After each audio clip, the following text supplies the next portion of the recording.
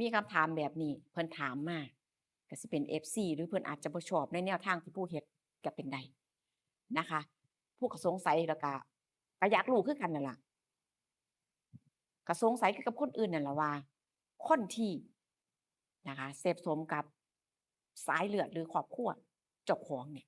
คนในครอบครัวเจ้าของเนี่ยทางสายเลือดเดะเออเขาสิมีเขาสิได้รับผลกรรมหยังแหน่เออเขาสิมีผลเสีย ของโตวของเขาเองเนี่ยจั่งใดอันนี้ผู้ก็บ่ฮู้นะคะบ่ฮู้ว่ามันสิมีผลเสียในด้านใดแหน่แต่ที่รู้ๆผลเสียที่เห็นทันตาเลยนั่นก็คือขี้ปากคนนะคะสังคมเพราะมันเป็นสิ่งที่คนบ่ยอมรับนะอันนี้เรื่องจริง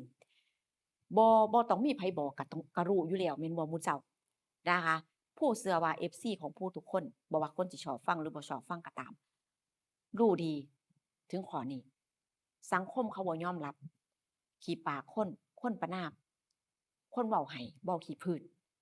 อันนี้คือมีผลแน่นอนส่วนผลกรรมสิเห็นจั่งใดสิเป็นแนวใดอิหยังจั่งใดเส้นทางนี้ผู้บ่รู้พี่น้องจ๋าเออ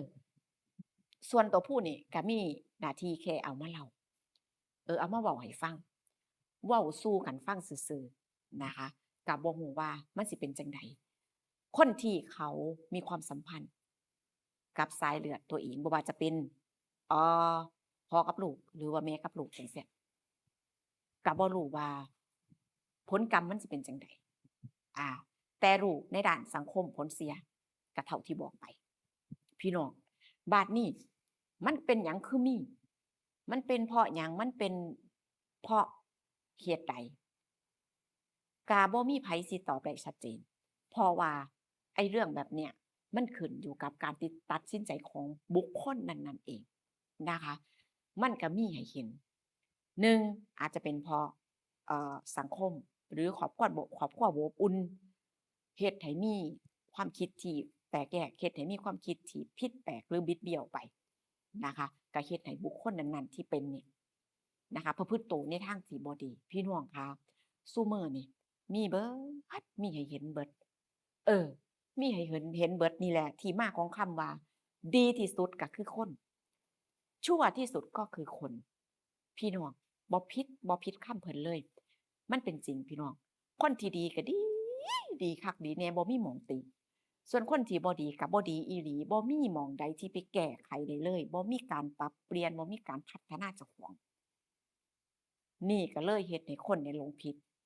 นะคะเฮ็ดไปต่างๆนานาเฮ็ดไปทุกทิศทั่วแดนพี่น้องมันคือเรื่องจริงอาจจะมีมุมมองอีกมุมมองของคนที่เพิ่นบ่คิดแบบเฮาเนาะบ่คิดแบบพูดจังซี้เพิ่นก็สิคิดไปอีกมุมมองหนึ่งพี่น้องจ๋าอืมแต่ทั้งนี้ทั้งนั้นเฮาก็สิไปกำหนดกฎเกณฑ์ชีวิตของคนบ่ได้เดะโอ๊ยบ่ได้คนนี้ห้ามเป็นจังซี่คนนี้อย่าเป็นจังซี่คนนี้เป็นแบบนี้บ่ได้มันเป็นไปบ่ได้ค่ะเขาเลือกแล้วเขาตัดสินใจแล้วเขาก็เป็นได้ อาเขาอยู่แล้วมีความสุขเขาอยู่แล้วเขาบ่มีทุกข์ทุกอย่างมันลงตัวเขาก็อยู่ไปนี่คือชีวิตของไผของมันบ่มีไผสิไปกำหนดกฎเกณฑ์ได้แม่นบ่พี่น้องหาเฮาจั่งได้กินเฮาหาเฮาจั่งได้กินเฮากินเฮาจั่งได้อิ่มพี่น้องค่ะนั่นแหล้วนี่คือความจริงของมนุษย์ของคนเฮาเออนี่คือจั่งเป็นที่มาของคำว่าความสัมพันธ์ที่มันแปรเปื้อนที่มันบ่ควรจะเกิดขึ้น แม่ๆลูกๆพี่ๆน้องๆน้าๆอาหลานๆมีให้เห็นเบิดเพราะหยังเพราะเขายึดถือว่ามันชีวิตเขาเดะเขาเฮ็ดจั่งใดเขาก็เฮ็ดได้เขาอยู่จั่งใดเขาก็อยู่ได้มันสิทธิ์ของเขาแม่นบ่หมู่เจ้าส่วนข้อยเป็นหยังข้อยเป็นแค่ตัวละครพี่น้องข้อยเป็นแค่ตัวละครข้อยเป็นแค่นักแสดงข้อยเป็นแค่คนเล่าเรื่องเอามาเว้าให้ฟังซื่อๆพี่น้องจ๋า บ่ได้มีปิดจุดประสงค์หรือว่าสนับสนุนหรือเห็นดีเห็นงามแต่อย่างใดให้เข้าใจตามนี้เนาะพี่น้องเนาะอันผู้ฟังผู้เพิ่นชอบกันดีไปก็แล้วไปฟังแล้วก็แล้วไปแต่บางคนฟังแล้วเพิ่นคินหูเพิ่นบ่เข้าหูเพิ่นซังเพิ่นบ่มักเพิ่นก็คอมเมนต์ในด้านเสียๆหายๆหรือคอมเมนต์ในแบบว่าในแง่มุมที่อ่าบ่ให้เกียรติเราพี่น้องบ่ให้เกียรติเราเออซึ่งเราเว้าก็บ่แม่นว่าเราสิเป็นแต่ว่าเขาบ่มองถึงมุมนั้น เขาก็คอมเมนต์ในทางที่เสียหายๆพี่น้องนั่นล่ะมันก็บ่เป็นหยังพี่น้องเพราะหนึ่ง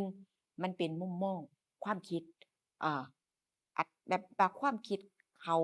จะแสดงออกแบบใดมันก็เป็นสิทธิ์ของเขาเขาเรียกว่าสิทธิของบุคคลเนาะมีสิทธิ์คิดมีสิทธิ์ออกความเห็นมีสิทธิ์เว้านะคะแต่ว่าคนที่เหนือชั้นคนที่เขาเรียกว่าคนที่เจริญแล้วมีสิทธิ์เว้ามีสิทธิ์คิดแต่เขาคิดในทางที่ในสิ่งที่มันดีๆความคิดของเขามันก็แบบว่าความคิดของเขามันก็เป็นแบบลักษณะสร้างสรรค์หรือคนทั่วไปฮู้ก็คือความคิดสร้างสรรค์พี่น้องอืม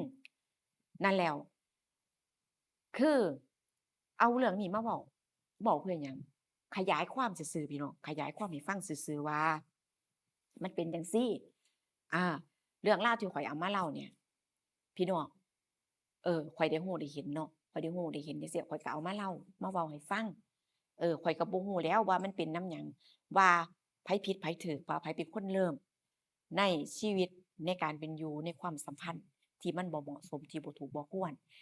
แต่มันได้เกิดขึ้นแล้วเราก็มาเว้าคือเรื่องที่เกิดขึ้นแล้วมันคืออดีตแม่นบ่พี่น้องเรื่องที่เกิดขึ้นแล้วมันคืออดีตนะคะเรื่องที่ยังบ่ทันเกิดที่กำลังจะเกิดขึ้นมันคือปัจจุบันพี่น้อง เพราะฉะนั้นเมื่อเราเอาอดีตหยิบอดีตมาเว้ามาเว้ามาเล่ามันก็คือนิทานนิยาย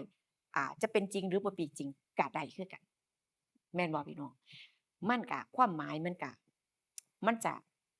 อ่าเป็นไปได้แล้วก็เป็นไปบ่ได้มีสองแง่สองมุมพี่น้องเพราะฉะนั้นผู้ก็สิบอกเสมอว่าการรับชมรับฟังหยังให้ใช้วิจารณญาณในการรับชมรับฟังเบิดซุสิ่งซุอย่าง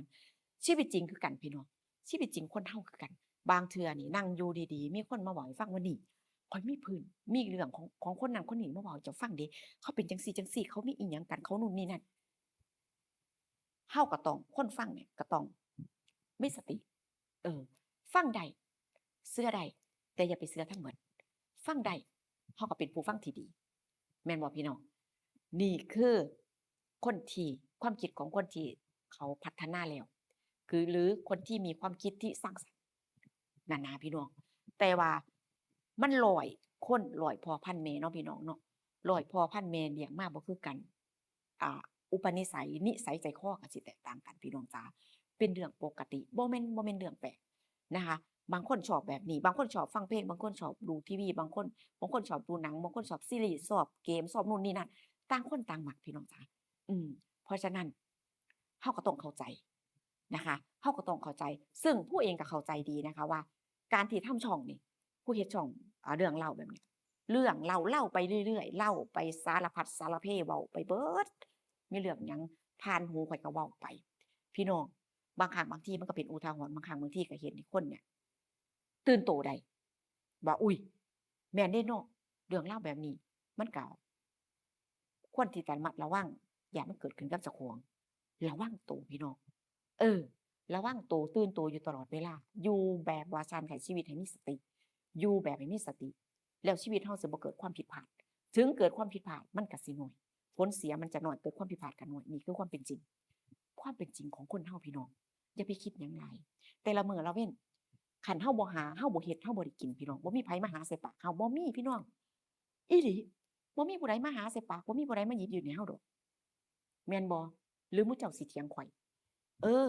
ท้องเฮานี่ถ้าเฮาอยากเฮาบ่กินมันสิได้กินบ่เออบ่มีไผสิมาบ่มีไผสิไปกินแล้วมันเฮาสิมาอิ่มเดะเขากินเฮาอิ่มเป็นไปบ่ได้พี่น้องมันเป็นไปบ่ได้นี่ก็คือเหตุผลหนึ่งคือคนอื่นพี่น้องสิมาประเคนหรือว่าเอาความสุขมาให้เฮาเป็นไปบ่ได้เฮาต้องสร้างความสุขด้วยตัวเองสร้างอนาคตด้วยตัวเองทุกอย่างเฮาต้องสร้างเพราะฉะนั้นทุกอย่างมันขึ้นอยู่กับการตัดสินใจของเฮาทั้งหมด อืมแล้วเรื่องราวที่มันเกิดขึ้นที่ข้อยเอามาเล่าให้ฟังพี่น้องจ๋าสิบอกจังซี้ว่ามันเกิดขึ้นเพราะความตั้งใจเพราะการตัดสินใจของเขาเพราะการเลือกของเขาเออเพราะฉะนั้นเราก็สิไปกำหนดกฎเกณฑ์เขาบ่ได้เดะเออเป็นหยังคือเว้าถึงเป็นหยังคือเอ่ยถึงพี่น้องขาเว้าซื่อๆดอกเอ่ยซื่อๆอย่างน้อยบางคนได้มาฟังบางคนบ่เคยเจอบางคนบ่เคยอ่าเกิดเหตุการณ์นี้กับครอบครัวเจ้าก็สิได้เอะใจเจ้าก็สิได้ระมัดระวังว่าอุ๊ย เป็นตาย้านแท้อุ๊ยคือเป็นแนวนั้นบ่แม่นแนวนี้นี่ระวังไว้พี่น้อง จงพึงระวังไว้ตื่นโตมีสติอยู่ตลอดเวลาภัยอันตรายสิ่งที่มันบ่ดีนี่มันอยู่ในบ้านเฮานี่บ่อึดหลายคือหยังนี่บ่ซั้นมันสิมีเรื่องให้คนเว้าบ่ถ้ามันบ่มีเรื่องเกิดขึ้นไผสิหาเรื่องมาเว้าได้มันสิมีเรื่องเว้าได้จั่งใดนี่มันคือความจริงบางคนก็สิมองว่าก็สิโฟกัสตรงที่ว่าสิ่งที่บ่ดีเนี่ยเรื่องราวที่มันบ่ควรเนี่ยมันสิเกิดจากข้างนอกเออสิ่งที่บ่ดีมันสิมาจากข้างนอกมาจากคนอื่นคนที่เฮาบ่รู้จักคนที่เฮาบ่เคยเห็นหน้าคนที่เฮารู้จักคนที่เฮาเคยเห็นหน้านั่นแหล้วมันโตดีนั่นแหล้วแฮ่งเป็นตาระวังอย่างที่เพิ่นว่าเชื่อใจไผก็ได้แต่ว่าอย่าเชื่อทั้งหมดไว้ใจไผก็ไว้ได้แต่ว่าอย่าสิทุ่มเททั้งหมดไว้ใจแหน่ก็ระมัดระวังแหน่เออคนเฮาเนาะแม่นบ่เว้าดีปากหวานแต่ก็บ่แม่นว่าใจเขานี่สิดีกับเฮาทั้งหมดเดะข้อยเห็นมาหลายพี่น้องข้อยเห็นมาหลายข้อยจั่งกล้าเว้าอีหลีเว้าส่ำนี้ก็ยาวเอาคลิปข้อยมันแม่นความข้อยเดะเรื่องราวชีวิตของคนจริงๆของคนเฮานี่คนเฮาต้องอยู่กับความเป็นจริงพี่น้องอยู่กับความเป็นจริงบางคนนี่คือว่าสังคมเขาเนี่ยดีมาตลอดอยู่ในสังคมที่ดีอยู่ในกลุ่มคนที่ดีเขาบ่เคยเจอเรื่องที่มันแย่เรื่องที่บั่นทอนจิตใจเรื่องที่เฮ็ดให้เฮาเนี่ยรู้สึกหดหู่หัวใจบ่เคยเขาก็โลกสวยมาตลอดแม่นบ่เขาก็โต้แย้งเขาก็เว้าโน่นนี่นั่นเหตุผลต่างๆนานาหรือว่าใช้คำที่บ่ให้เกียรติเฮาก็บ่อึดพี่น้องบ่อึดแต่ว่าผู้ก็บ่ได้ซีเรียสกับเรื่องนี้เพราะหยังคือเฮาเตรียมพร้อมกับทุกสถานการณ์อยู่แล้วทุกคำเว้าทุกคอมเมนต์พี่น้องบางทีอ่านเห็นโอ้คนเฮานี่มันมีความคิดได้ส่ำนี้เนาะสมองตื่นๆนั่นนะก็ได้แค่อ่านซื่อๆแต่ว่าก็บ่ได้ไปคอมเมนต์บ่ได้โต้ตอบบ่ได้คุยอิหยังกับไผเดะอ่านแล้วก็เห็นคือว่านี่แหละเพิ่นว่าคือว่ากาเสร็จศพเพิ่นก็ว่ากาเจ็ดศพ คือคำเว้าของคนพี่น้องถ้ามันเป็นคำเว้าดีๆคำเว้าที่แบบว่าเป็นแรงบันดาลใจคำเว้าที่มันเป็นคำที่แบบว่าเป็นพลังบวกอะเฮาก็อ่านไปแล้วเฮาก็แบบดีใจไปแต่คอมเมนต์ที่แบบว่าเป็นคอมเมนต์ลบๆเป็นคอมเมนต์ที่บ่เหมาะสมคอมเมนต์ที่บ่สร้างสรรค์พวกบ่มีมันสมองคิดเฮาก็อย่าไปสนใจพี่น้องอ่านแล้วก็ผ่านอ่านแล้วก็ผ่าน นั่นล่ะข้อยก็เป็นจังซั้นพี่น้องเพราะหยังคนทำช่องพี่น้องคนทำช่องมันก็มีจุดประสงค์กันหลายอย่างมันมีจุดประสงค์หลายแง่หลายมุมพร้อมเพื่อสร้างสรรค์พร้อมเพื่อความบันเทิงคนฟังแล้วก็จบไปนึกอยากจะฟังเพลินๆมื้อนี้รู้สึกว่าทำงานเครียดๆหาหยังมาฟังแบบว่าคลายเครียดฟังไปพี่น้องแค่นั้นเองจุดประสงค์เฮาบ่ได้มีหยังหลายคือคนทำช่องแม่นบ่ข้อยก็เปิดใจรับเปิดโลกกว้าง คนที่เปิดใจกว้างเปิดโลกกว้างถึงจะเฮ็ดได้เด้อการทำช่องบางคนนี่เฮ็ดคลิปโอ้ยเฮ็ดคลิปกินพี่น้องเอ้ยภาษาคลิปกินเว้าคอมเมนต์ยาวกินแบบซกมกกินแบบสวดลวดกินแบบม่มม่ายกินแบบคือว่าเฮาต้องกินให้คนเป็นตาแซ่บนำเฮาเดะแม่นบ่พี่น้องคือข้อยเว้านี่ข้อยก็เว้าเป็นตาฟังเดะคนจั่งสิฟังข้อยเขาสิว่าอ้าวแต่มันบ่ได้เดะไผสิมาฟังข้อยพี่น้องเออนั่นล่ะข้อยก็มาเว้าให้ฟังซื่อๆดอก แต่ว่าก็มี FC ประจำ FC ที่เพิ่นชอบเนาะเพิ่นมักฟังเพิ่นว่าก็ฟังเพลินๆก่อนนอนทำงานมาเมื่อยๆฟังไปบางครั้งบางทีมันก็มีสาระดีๆบางครั้งบางทีก็มันไปตรงกับเรื่องราวของเขาบางทีก็เขาไปเจอไปมาจังซี้เขาไปเจอเขาไปเห็นมาจังซี้เนาะมันมีจริงเดะเรื่องนี้แม่นพี่น้องมันมีจริง108 ร้อยพ่อพันธุ์แม่มาเจอกันพี่น้องเอ้ยต่างจิตต่างใจพ่อแม่เลี้ยงมาบ่คือกันแน่นอนว่ามันจะต้องคนเราจะต้องคิดบ่คือกันพี่น้องจ๋าคนที่คิดดีก็ดีไปคนที่คิดไม่ดีก็ไม่ดีจริงๆบ่ว่าสิแก้ด้วยวิธีใดก็ตามบ่แก้บ่ได้พี่น้องมันคือสันดานมันคือสันดานหยาบของคนมันคือจิตใจเบื้องลึกของคนมีแต่ตัวเขาเท่านั้นที่จะแก้ได้บ่มีไผไปเปลี่ยนเขาได้พี่น้องจ๋าบ่มีพี่น้อง อืมนี่แหละข้อยจังกล้าเว้ากล้ายืนยันว่าเป็นหยังมันสิบ่มีจริงเรื่องที่ข้อยเว้าเป็นหยังมันสิบ่เคยเกิดขึ้นพี่น้องมีเบิดเกิดขึ้นเบิดถ้ามันบ่เกิดขึ้นเขาบ่มีเรื่องมาเว้าดอกถ้ามันบ่เป็นจริงไผสิเอาเรื่องมาเว้าเป็นหยังมันสิ ไปเว้าตรงกับชีวิตคนเป็นหยังคือสิเป๊ะๆขนาดนั้นถ้ามันบ่มีจริงแม่นบ่พี่น้องอย่าลืมว่าคนเฮาร้อยพ่อพันแม่พี่น้องจ๋าเว้าไปมันสิยาวเว้าส่ำนี้ล่ะสวงแล้วเจอกันคลิปหน้าพี่น้องจ๋าไปแล้วค่ะบ๊ายบาย